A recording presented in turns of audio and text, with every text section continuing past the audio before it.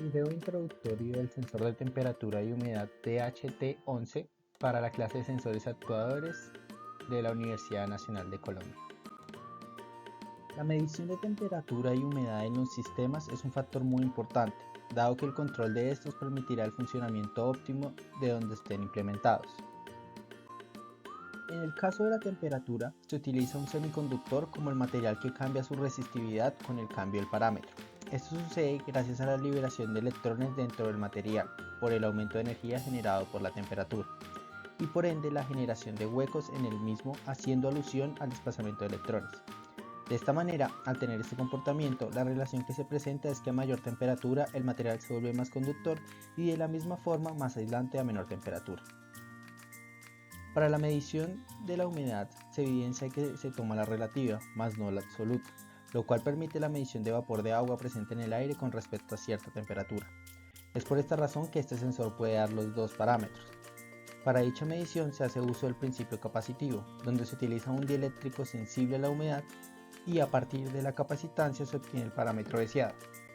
El elemento primario de medida en este caso es el termistor, el cual permite la cuantificación de la señal resistiva en un valor de temperatura. Por otro lado, la humedad relativa del aire hace uso de las placas que permiten obtener la capacitancia del sistema. La clasificación de estos sensores se puede ver en primer lugar como pasivos, dado que no envían señales al entorno y por el contrario funcionan a partir de lo que dicho entorno les entrega como información. Para el tipo de señal eléctrica se tiene un funcionamiento digital, la cual debe ser tratada con un controlador posterior a la medida, especificada por el fabricante.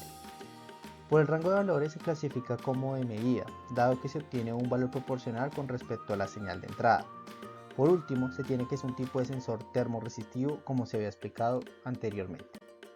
Este sensor está compuesto por un termistor tal y como se muestra en la imagen, donde se tienen dos tipos, NTC y PTC. El primero de estos disminuye su resistividad a mayor temperatura y el segundo aumenta la resistividad a mayor temperatura. Para este caso el utilizado es el NTC, donde se tienen rangos de valores más comunes que con el otro tipo de termistor. El sensor de humedad tiene dos electrodos con un sustrato que retiene la humedad como un dieléctrico entre ellos. Por esta razón, el cambio en el valor de la capacitancia se produce con el cambio de los niveles de humedad. En algunos casos, este sensor viene con algunas etapas adicionales para la obtención de medida de mayor calidad, como se muestra en la imagen donde se tienen filtros para apaciguar el ruido. Como se puede evidenciar, se tiene la señal física, que en este caso es la temperatura y la humedad presente en el aire. Esta señal es traducida por cada uno de los componentes en el termistor y en el sensor capacitivo y entregada como una señal digital a la salida. Este es un tipo de sensor que se puede conseguir de forma comercial por un valor de 9.000 pesos colombianos, dado que este tiene una precisión media en comparación de otros tipos de sensores del mismo estilo. Los valores a destacar de este sensor es el rango de medición, el cual ronda entre 0 y 50 grados centígrados, ideal para la obtención de temperatura ambiente, y de la misma forma el rango de medición de humedad entre 20% y 90%, con sus respectivas resoluciones y precisión.